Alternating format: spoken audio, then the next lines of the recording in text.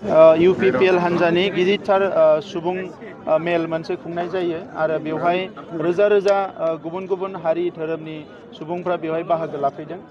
बेवहाय जोङो जथेस्थ थुलुंगानाय मोनदों।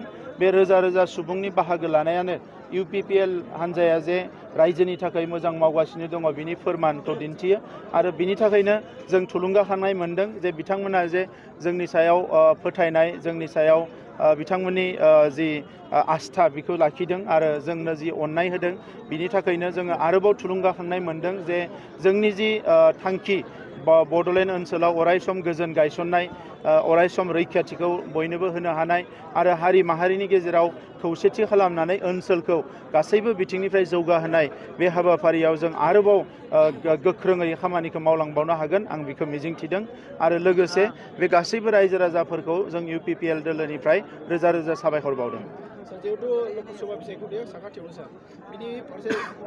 लकसभा बिसायख'थिनि थाखाय जोंनि जि प्रिपारेसन बियो कमप्लिट जानानै दङ। बेवहाय जोङो गोनो गोथो गैया।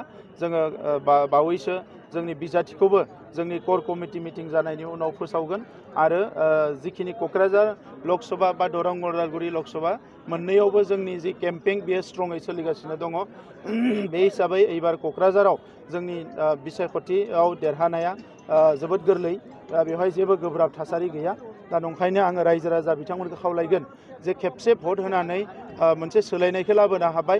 दा बेनिखायनो फिन जोंनि लकसभानि बिजाथिखौ जाहाथे बयबो देरहाहोनो थाखाय रोजा रोजा भट होनानै आरो भारतआव मोनसे गोख्रों सरकार दानायाव बयबो मदद होयो बेखौनो आं बयनिसिमबो खावलायो। बेबायदि जेबो थासारि गैया दायो। UPPL BJP आरो GSP नि जि सरकार सोलिगासिनो दङ बेवहाय खुनु मोनसे दोलोनि जेबो प्रभाब बेवहाय गैया जों नुनो मोनाखै आरो BPF हान्जानिथ' रोजा रोजा सुबुंफ्रा सानफ्रोमबो जइन खालामगासिनो दङ। दा बेनिखायनो फैबाय थानाय जि लकसभा बिसायख'थि बियो जोंनि थाखाय जोबोद गोरलै जागोन आरो गोबां भटआव जोंनि बिजाथिया देरहालांगोन। बिथांनि जे आगोलनि थासारिया गैला। बै समाव रायजो राजाफ्रा बर'खौ गाज्रि मोननानै बर'नि सायाव खुद्रिनाय दङमोन।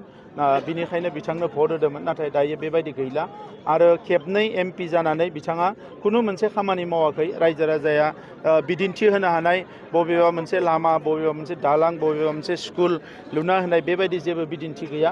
दा बेनिखायनो गुबुन हारिनि रायजो राजाफोर जाय बिथांमोननो भट होदोंमोन बिथांनो बे रायजो राजाफ्रा बिथांजों गैला। ओंखायनो बिथाङा जेसेबां जि बुङा मानो नैबे बिसायख'थियाव बिथाङा खुनु कन्टेस्टआवनो फैनाय नङा।